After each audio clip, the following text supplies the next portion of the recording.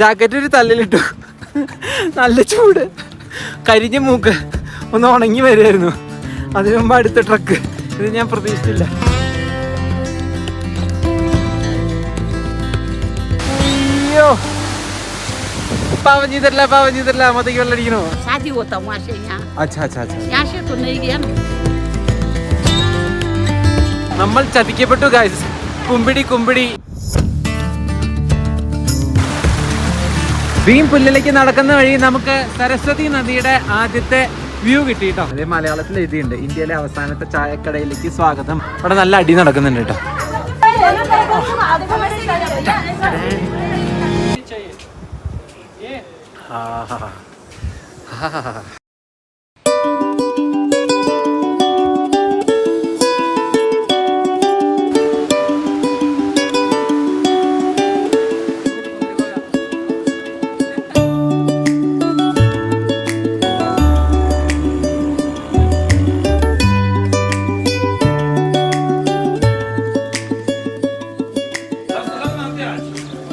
भाई एक छोटा वाला ग्लास में ना. हाँ, इससे छोटा नहीं है.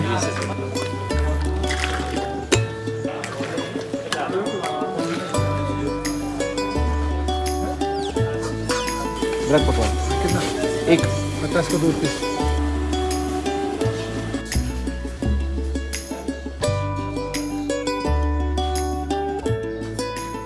കഴിഞ്ഞ വീഡിയോ കണ്ടവർക്കറിയാം ഞാൻ ബദ്രിനാഥിലാണ്. അപ്പോൾ ഇന്ന് നമ്മൾ ബദ്രിനാഥിൽ നിന്ന് ഇവിടെ അടുത്തുള്ള മാണ എന്ന് പറഞ്ഞിട്ടുള്ള വില്ലേജിലേക്ക് പോകണം കേട്ടോ.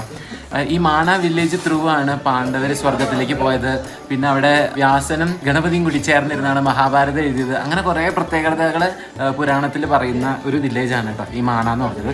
മാണ വില്ലേജിലേക്ക് പോകുന്നതിന് മുമ്പായിട്ട് നമ്മളിത് ബദരി ക്ഷേത്രത്തിൻ്റെ സൈഡിൽ വന്നേക്കാണ്. ഇവിടെ വന്നു കഴിഞ്ഞാൽ മസ്റ്റായിട്ട് ട്രൈ ചെയ്യേണ്ട കുറച്ച് 2 സാധനങ്ങളുണ്ട് കേട്ടോ. ഒന്ന് പാല്, അതായത് കേസർ ഇട്ടത്. അത് ശരിക്കും കേസറൊന്നല്ല, അതായത് നമ്മുടെ കുങ്കുമപ്പൂ ഇല്ലേ, കുങ്കുമപ്പൂ എന്നല്ല, ആർട്ടിഫിഷ്യൽ ആയിട്ടുള്ള കുങ്കുമപ്പൂ ഇട്ട പാല്. അതിൻ്റെ കൂടെ തന്നെ ബ്രെഡ് പക്കോട. അപ്പോൾ ബ്രെഡ് മാവിൽ മുക്കി പൊരിച്ച സംഭവം. അപ്പോൾ ഇത് രണ്ടും ഇവിടെ ഭയങ്കര ഫേമസ് ആണ്. അപ്പോൾ അതൊന്ന് ട്രൈ ചെയ്തിട്ട് നമുക്ക് ഇവിടുന്ന് യാത്ര തുടങ്ങാമെന്ന് വിചാരിക്കുകയാണ്. അപ്പോൾ എന്തായാലും വീഡിയോയിലേക്ക് കേൾക്കാം. ഞാൻ Hari, welcome to tin pin stories.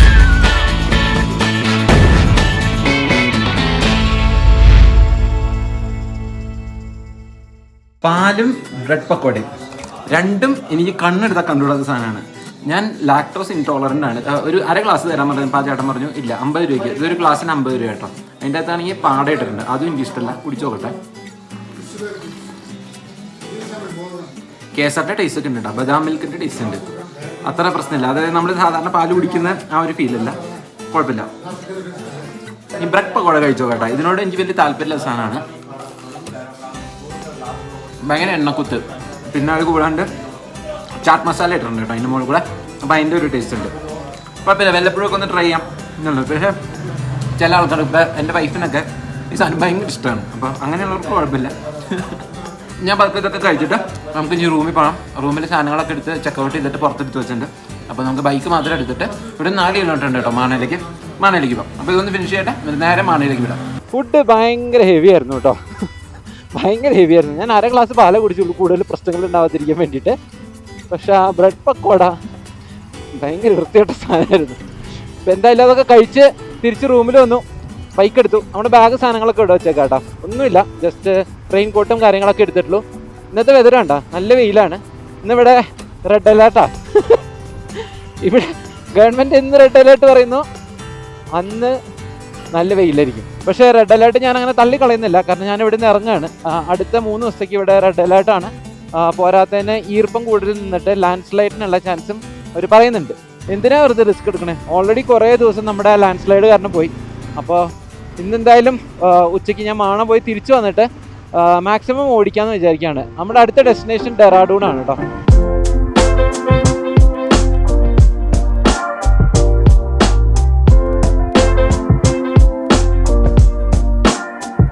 ഒരു 1.5 കിലോമീറ്റർ കഴിഞ്ഞപ്പോൾ അവിടെ ബോർഡ് വന്നു കേട്ടോ. വെൽക്കം ഫസ്റ്റ് ഇന്ത്യൻ വില്ലേജ് മാന. ആദ്യത്തെ ഗ്രാമം. ഇത് പണ്ട് അവസാനത്തെ ഗ്രാമം എന്ന് എന്തായിരുന്നു കേട്ടോ. ഇപ്പോഴാണ് ഇതിനെ ഫസ്റ്റ് ഇന്ത്യൻ വില്ലേജ് എന്ന് ആക്കിയത്. കാരണം കുറേ സ്ഥലത്ത് ഇതുപോലെ ഇപ്പോൾ നമ്മൾ ഹിമാചലിലോ അല്ലെങ്കിൽ ലഡാക്കിലൊക്കെ പോയി കഴിഞ്ഞാൽ ഇഷ്ടംപോലെ ലാസ്റ്റ് വില്ലേജ് ഓഫ് ഇന്ത്യ എന്ന് കാണാം. അപ്പോൾ അതുകൊണ്ടാണ് തോന്നുന്നു ഇതിനെ ഫസ്റ്റ് വില്ലേജ് എന്നാക്കിയത്. നമ്മൾ ഏകദേശം എത്തിയെന്ന് തോന്നുന്നു കേട്ടോ. പെട്ടെന്ന് എത്തി. പോകുന്നതിൻ്റെ ഇടയിൽ ഒന്ന് മാപ്പ് ഇടാൻ വേണ്ടി സൈഡ് ഒതുക്കിയതാ കേട്ടോ. കറക്റ്റ് ആണെന്ന് അറിയാൻ. ഇനി 3.2 കിലോമീറ്റർ ഉണ്ട്. ആ ഒരു സൈഡിൽ കണ്ടോ, അത് മൊത്തം ആർമിയുടെ ഏരിയ കേട്ടോ ആ ഭാഗത്ത് കാണുന്നത്. പിന്നെ താഴത്ത് കൂടെ അളകനന്ദ ഒഴുകുന്നു. ഇത് കൂടാണ്ട് മാനയിലത്തെ ഒരു പ്രത്യേകത എന്താണെന്ന് അറിയാം, സരസ്വതി നദീനെ നമുക്ക് മാനയിൽ കാണാൻ പറ്റും കേട്ടോ. സരസ്വതിനെ വേറെ എവിടെയും കാണാൻ പറ്റുമെന്ന് എനിക്കറിയില്ല, കാരണം സരസ്വതി മാനയിൽ ഉത്ഭവിച്ചിട്ട് അളകനന്ദയിൽ പെട്ടെന്ന് തന്നെ ജോയിൻ ചെയ്യാണ്. ഇവിടെ നോക്ക്, ആഹാ, നമുക്കൊരു വാട്ടർ ക്രോസിംഗ് ഉണ്ട്. ഇത് ക്ലിയർ വെള്ളാന്നറിയോ, അടിയിൽ മൊത്തം കാണാം, കല്ല് മൊത്തം.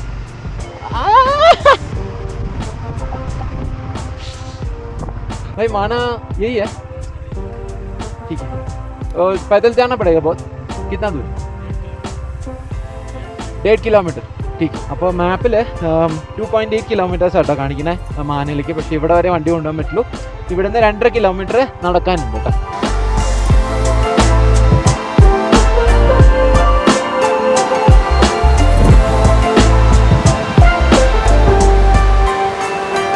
നല്ല വെയില്, നല്ല ചൂട്. പക്ഷെ പറയാൻ പറ്റില്ല കേട്ടോ, ഇവിടുത്തെ വെതർ ആയതുകൊണ്ട് എപ്പോൾ വേണമെങ്കിൽ മാറി മറിയാം. താഴെ കൂടെ അളകനന്ദ നല്ല സുന്ദരിയായിട്ട് ഒഴുകി പോകുന്നുണ്ട്. ദൂരെ നമുക്ക് ബദ്രീനാഥിൻ്റെ അവിടുത്തെ ബിൽഡിങ്സും കാര്യങ്ങളൊക്കെ കാണാനുണ്ട് കേട്ടോ.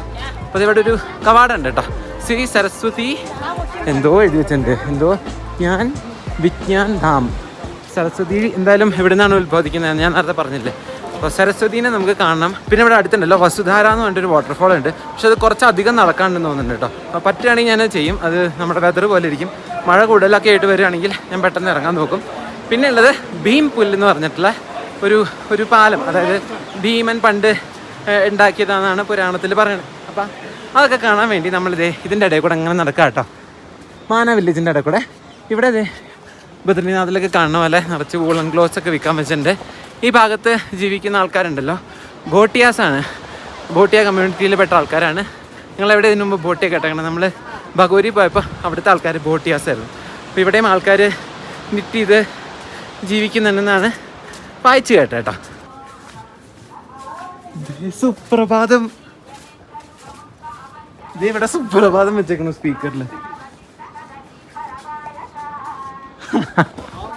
സുപ്രഭാതം വല്ലാത്ത ഫീലായിട്ടോ. പ്രത്യേകിച്ച് ഇങ്ങനെ രാവിലെ നേരത്തെ ഇട്ടിട്ട് ഇങ്ങനെ പുതച്ചു മുടി കിടക്കുമ്പോൾ ദൂരം എവിടെയെങ്കിലും ഒരു സുപ്രഭാതം കഴിക്കുമ്പോൾ നല്ല രസമാണത്. ഇവിടെ നടന്നു വന്ന വഴി കുറേ സാധനങ്ങളുണ്ട് കേട്ടോ.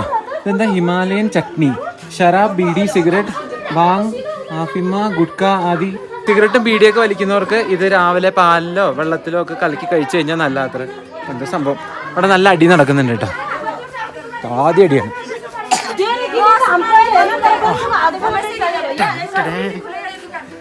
ഈ തമിഴ്നാട്ടിലെ ചില സ്ഥലത്തൊക്കെ നമ്മളിങ്ങനെ നടക്കുമ്പോൾ ഇതുപോലെ ചെന്നൈയിലാട്ടോ, തമിഴ്നാട്ടിലേക്ക് മുഴുവൻ അറിയില്ല. ചെന്നൈയിൽ ഞാൻ സ്ഥിരം കാണാറുണ്ട് ഇങ്ങനെ ആൻറ്റിമാരും ചേച്ചിമാരൊക്കെ ഇങ്ങനെ വാൾക്ക് കൂടുന്നതും മുട്ടിപ്പിടിച്ച് വലിക്കണമൊക്കെ ആ ഒരു വൈബായിരുന്നു. ये क्या होता है? ये हमारा सूफीस अच्छा, ये माला जैसा पहनता है. अच्छा. आप लोग भोटिया है ना? उत्तरकाशी वहाँ पे भी भोटिया लोग है ना? वहाँ भी है। अच्छा, वही भोटिया है. हाँ, वही है. हाँ. वहाँ पे भी लोग ऐसा बनाते हैं ना? हाँ, उनके पहनना दूसरा है, हमारा पहनना ऐसा है. अच्छा. तो हमारे वहाँ शादी होता है. शादी होता वहाँ से यहाँ. अच्छा. यहाँ से तो नहीं गया ना. अच्छा. तो वहाँ से लाते. अच्छा. നമ്മൾ ബഗോരിയിൽ കണ്ട പോലെ ഇവിടെ അമ്മൂമ്മമാരൊക്കെ ഇരുന്നിട്ട് ഇങ്ങനെ നിറ്റ് ചെയ്തുകൊണ്ടിരിക്കുക കേട്ടോ. അപ്പോൾ ഇവരുടെ ഡ്രസ്സിങ് സ്റ്റൈല് ഭയങ്കര വ്യത്യാസമാണ് കേട്ടോ. ഈ നന്ദാദേവി നാഷണൽ പാർക്കിൻ്റെ ഭാഗത്തേക്ക് പോയാൽ അവിടെ ഗ്രാമങ്ങളിൽ കാണുന്ന സ്ത്രീകളുടെ ഒരു തരം ഡ്രസ്സിങ് സ്റ്റൈലാട്ടോ. അത് ഈ കാണുന്നൊക്കെ ഒരു കറുത്ത തുണി അങ്ങനത്തെ ഒരു ഡ്രസ്സിങ് സ്റ്റൈലാണ്. ഇപ്പം എൻ്റെ ബാക്കിൽ അവരൊക്കെ ഉണ്ടല്ലേ, അവരൊക്കെ. പിന്നെ അവരുടെ മേത്ത് ഈ നമ്മുടെ പുലിനൊക്കെ പോലെ അങ്ങനെ എന്തൊരു സാധനം, ആ സംഭവം അതവർ ഞാൻ വീഡിയോ എടുത്തിട്ട് ചിലപ്പോൾ എടുക്കാൻ പറ്റില്ല എന്ന് പറഞ്ഞു. അതുകൊണ്ടാണ് സൂം ചെയ്ത് കാണിക്കാത്തത്. അപ്പോൾ ആ ഒരു സംഭവം ഇതൊക്കെ ഭോട്ടിയ ആൾക്കാരാണ്. പക്ഷേ നമ്മൾ അവിടെ കണ്ട ഭോട്ടിയ സ്ത്രീകളൊക്കെ സാധാരണ പോലെ ഇപ്പോൾ സാരിയോ ചുരിദാറോ അങ്ങനെയൊക്കെ ഇട്ടിരുന്നത്. ഇവർ ഡ്രസ്സിങ് എൻറ്റയർലി ഡിഫറെൻ്റ് ആണ്.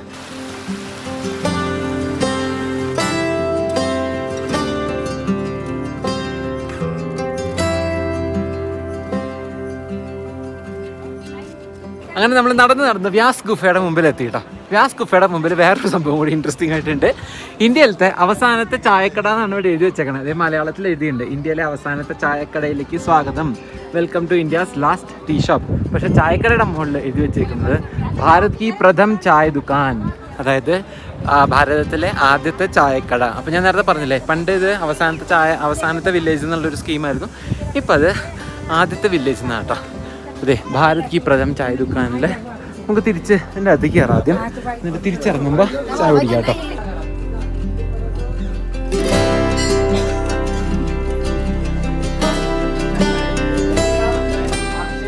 ഗുഹയുടെ അകത്ത് അങ്ങനെ പ്രത്യേകിച്ച് എടുത്ത് പറയാനൊന്നും ഇല്ല കേട്ടോ. അതിൻ്റെ അകത്ത് വീഡിയോഗ്രാഫി ഫോട്ടോഗ്രാഫി ഒക്കെ പ്രൊഹിബിറ്റഡ് ആണ്. ഉള്ളിലിങ്ങനെ ഒരു ഗുഹ, അത് മൊത്തം ഇങ്ങനെ ഒരു സാഫ്രോൺ കളർ പെയിൻറ് അടിച്ചിട്ടുണ്ട്. ഉള്ളിൽ വ്യാസമഹർഷിയുടെയും ഗണപതിയുടെയും ചെറിയ 2 വിഗ്രഹങ്ങൾ, ഒരു ചെറുപ്പക്കാരനായിട്ടൊരു പ്രീസ്റ്റ് ഇരുന്നിട്ട് എന്തൊക്കെയോ കാര്യങ്ങളൊക്കെ എക്സ്പ്ലെയിൻ ചെയ്യുന്നുണ്ട്. ആൾക്കാരൊക്കെ ഇരുന്നിട്ട് എന്തൊക്കെയോ മന്ത്രമൊക്കെ ചൊല്ലുന്നുണ്ട്. അപ്പം ഇങ്ങനെ എന്താ പറയുക, എക്സെപ്ഷണലായിട്ട് എടുത്ത് പറയാൻ മാത്രമൊന്നുമില്ല. പക്ഷേ പുറത്തുനിന്ന് കാണുമ്പോഴാണ് കേട്ടോ അതിൻ്റെ ഭംഗി മൊത്തം. അതിൻ്റെ ആ പാറയുടെ ഇങ്ങനെ എന്താ പറയുക, ഒരു ബുക്ക് ഇങ്ങനെ മടക്കി വെച്ച പോലെ, ബുക്കിൻ്റെ അങ്ങനെ ലീഫൊക്കെ പോലെയാണ് തോന്നുന്നത് ഇവിടെ നോക്കുമ്പോഴും.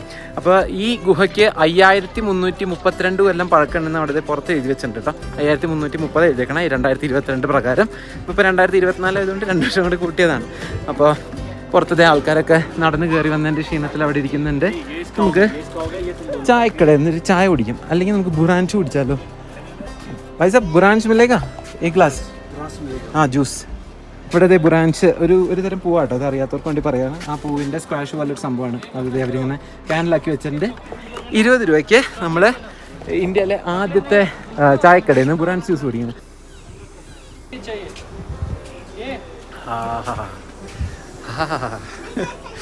അപ്പോൾ ഇവിടുന്ന് ആ ചേട്ടൻ പറഞ്ഞ 48 കിലോമീറ്റർ മാറി കഴിഞ്ഞാൽ ഇന്ത്യൻ ആർമിയുടെ പോസ്റ്റ് ഉണ്ട്. അത് കഴിഞ്ഞ് കഴിഞ്ഞാൽ ചൈന ഓക്യുപ്പൈ ചെയ്തേക്കുന്ന ടിബറ്റിൻ്റെ ഭാഗങ്ങളാണ്. അപ്പോൾ 2021 ഇവിടെ പ്രധാനമന്ത്രി വന്നപ്പോൾ പറഞ്ഞു അത്ര ഇത് അവസാനത്തെ ഗ്രാമമല്ല, ആദ്യത്തെ ഗ്രാമമാണ്. അന്ന് തൊട്ട് അത്ര ഇത് മാറ്റി, ഇതിൻ്റെ ബോർഡുകളൊക്കെ മാറ്റി തുടങ്ങി. അപ്പോൾ അതുവരെ ലാസ്റ്റ് വില്ലേജ് എന്നായിരുന്നു. അപ്പോൾ അതിപ്പോൾ ഞാനിപ്പോൾ ചാറ്റിനടുത്ത് ഡീറ്റെയിൽ ആയിട്ട് ചോദിച്ചാൽ, നേരത്തെ ചോദിക്കാൻ നേരത്തെ കസ്റ്റമേഴ്സ് വന്നിട്ടുണ്ടായിരുന്നു. അപ്പോൾ ആൾക്ക് സംസാരിക്കാൻ നേരില്ലായിരുന്നു. അപ്പോൾ ഇനി നമുക്ക് ഭീം പുല്ലിലേക്ക് പോകാം കേട്ടോ.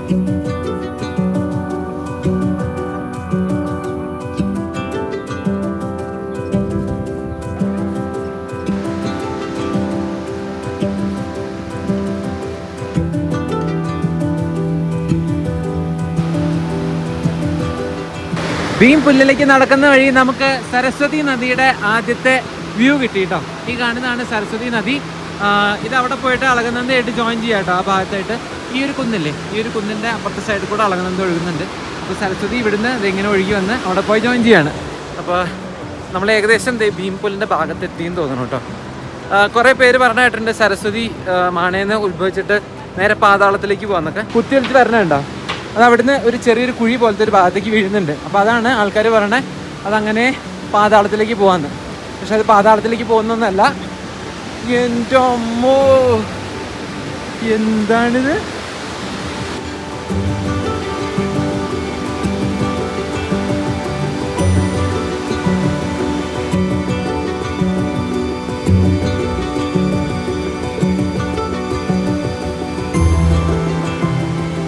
ഒരു പാറയുടെ ഇടുക്കുന്നതാണ് അതിങ്ങനെ കുത്തിയൊലിച്ച് വരുന്നത്. അപ്പോൾ അത് പിന്നെ ഇങ്ങനെ ഇടുങ്ങിയിട്ടാണ് വരുന്നത്. കാരണം അവിടെ നിന്ന് അങ്ങോട്ടൊക്കെ റിവർ പോലെ തന്നെയാണ്. പക്ഷേ ഇവിടെ എത്തുമ്പോൾ അതിങ്ങനെ ചെറുതാവുകയാണ്. അപ്പോൾ അതുകൊണ്ട് പ്രഷർ ഇങ്ങനെ കൂടിയിട്ടാട്ടോ വരണേ. അപ്പോൾ ഈ ഭീം പുല്ലിൻ്റെ കഥ എന്താണെന്നറിയോ?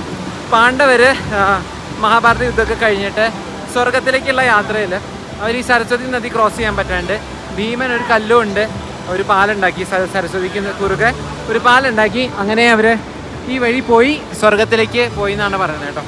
അപ്പോൾ നമ്മളെവിടെ നോക്കിയാലും ആർട്ടിക്കിൾസ് നോക്കിയാലും വീഡിയോസൊക്കെ നോക്കിയാലും ആ കാണുന്ന പാറയാണ് ഭീമൻ ഉണ്ടാക്കിയ ഭീം പുല്ലെന്നാണ്. പക്ഷേ ശരിക്കും പറഞ്ഞാൽ നമ്മളിപ്പോൾ നിൽക്കുന്ന പാലുണ്ടല്ലോ, ഇതാണ് ഭീം പുല്ല്. ഇപ്പോൾ നടന്നു വരുന്നത് അതിൻ്റെ ഒരു വ്യൂ കിട്ടണമെങ്കിൽ നമുക്ക് അപ്പുറത്തെ സൈഡിലേക്ക് പോകേണ്ടി വരും കേട്ടോ. ഇവിടെ ഒരു അമ്പലമുണ്ട്. ഈ അമ്പലത്തിൻ്റെ സൈഡിൽ നോക്കിയാലാണ് ഭീം പുല്ലിൻ്റെ ആക്ച്വൽ രൂപം കിട്ടുക. കണ്ടോ, ഇതാണ് ആ പാറക്കല്ലെന്ന് പറയുന്നത്. ആ പാറക്കല്ലിൻ്റെ മുകളിൽ കൂടെ ഇപ്പോൾ ഒരു കോൺക്രീറ്റ് ഒക്കെ ചെയ്ത് ശരിക്കും ഒരു പാലം പോലെ ആക്കിയിട്ടുണ്ട് കേട്ടോ.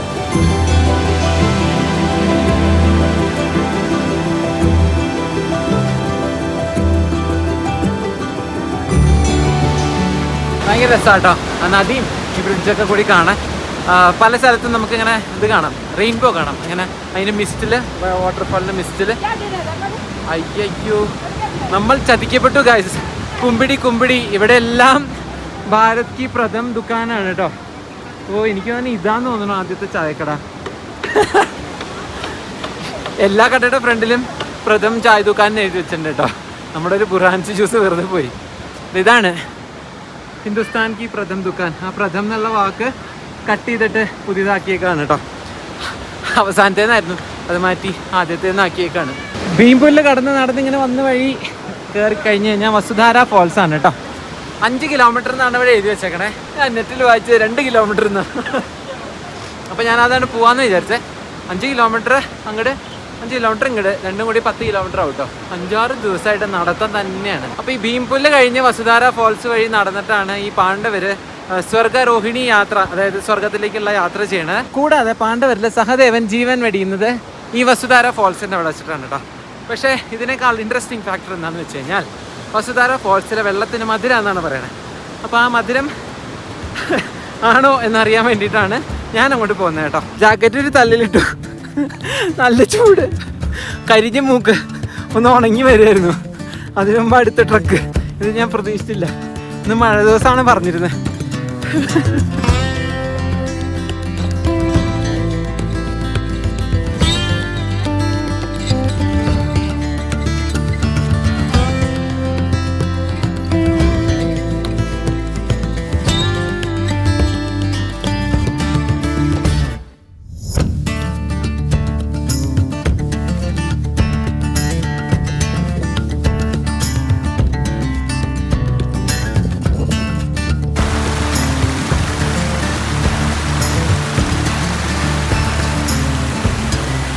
ഒരു തുള്ളി വെള്ളം കൊണ്ടുവരാനുള്ള ബോധം ഉണ്ടായില്ല കേട്ടോ.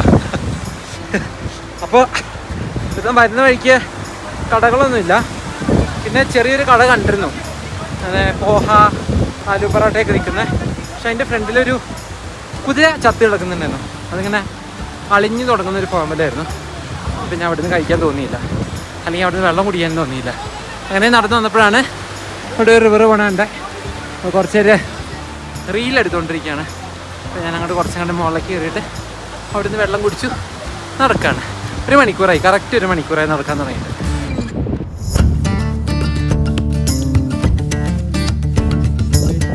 അവിടെ നിന്ന് കുറച്ചും കൂടി മുന്നോട്ട് നടന്നപ്പോൾ നമുക്ക് വസുധാര ഫോൾസിൻ്റെ ഫസ്റ്റ് വ്യൂ കിട്ടി കേട്ടോ. ഇപ്പോൾ ഒരു കപ്പിൾ നടന്നു പോയിട്ടുണ്ടായിരുന്നു. ഇത് കാണുന്നതിന് മുമ്പ് ഞാൻ എല്ലായിടത്തും വെച്ചു എത്ര സമയം എടുക്കുന്നു. 3-4 घंटा 3-4 മണിക്കൂർ എടുക്കുന്നത്. പക്ഷെ ഇങ്ങനെ മനുഷ്യനെ തളർത്താൻ വേണ്ടിയിട്ട് എന്തിനാണോ ഇങ്ങനെ പറയണേ. മാക്സിമം ഇവിടെ നിന്നൊരു 15-20 അല്ലെങ്കിൽ 30 മിനിറ്റ്സ് എടുക്കുമായിരിക്കും അവിടെ എത്താൻ. അപ്പോൾ ശരിക്കും പറഞ്ഞാൽ 1 മണിക്കൂർ 1.5 മണിക്കൂർ എടുക്കുമായിരിക്കും ഒരു സ്ലോ പേസിൽ നടന്ന് അങ്ങോട്ട് പോകാൻ.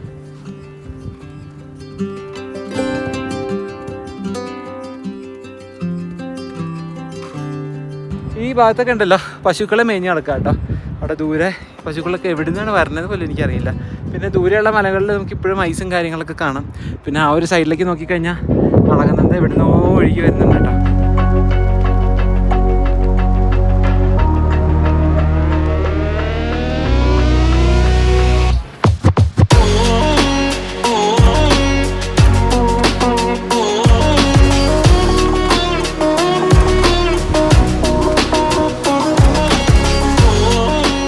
ഭയങ്കര വലിയ വെള്ളച്ചാട്ടം കേട്ടോ. കാണുമ്പോൾ ദൂരം നിന്ന് കാണുമ്പോൾ ചെറിയൊരു വെള്ളം അങ്ങനെ ഒഴിച്ചു പോകണ പോലെ ഉണ്ട്. ഹ്യൂജ് വെള്ളച്ചാട്ടമാണ്. അപ്പോൾ ഹിന്ദു പുരാണം അനുസരിച്ചുണ്ടല്ലോ, നമ്മളവിടെ ചെന്ന് നിന്നിട്ട് ഈ ഭാഗത്ത് നിന്ന് കഴിഞ്ഞിട്ട് നമ്മുടെ മേത്ത് അതിൻ്റെ ആ മിസ്റ്റില്ലേ, അല്ലെങ്കിൽ ആ വെള്ളം നമ്മുടെ മേത്ത് വീണ് കഴിഞ്ഞാൽ നമ്മൾ പാപിയല്ല എന്നാണ് അർത്ഥം. അപ്പോൾ അവിടെ ചെന്ന് നിന്നിട്ട് നോക്കാം ഞാൻ പാപിയാണോ അല്ലയോ എന്ന്. മേത്ത് വെള്ളം വീണ് കഴിഞ്ഞാൽ പാപം ചെയ്തിട്ടില്ല കേട്ടോ. എൻ്റെ പൊന്ന് എന്ത് രസാ.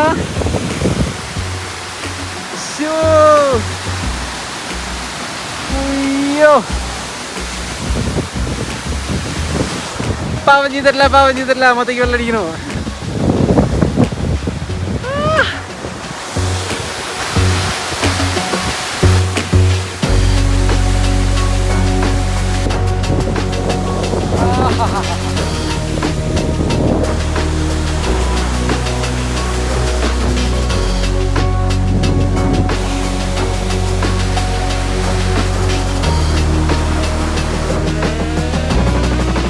ഈ വെള്ളത്തിൻ്റെ മധുരം എങ്ങനെ അറിയാമെന്ന് എനിക്കറിയില്ല കേട്ടോ.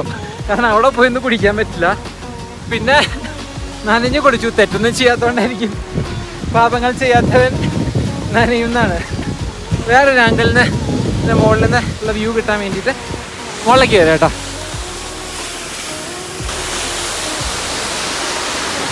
ഓ എന്ത് രസാന്ന് നോക്കിയാ അവിടുന്ന് വെള്ളം വീണ.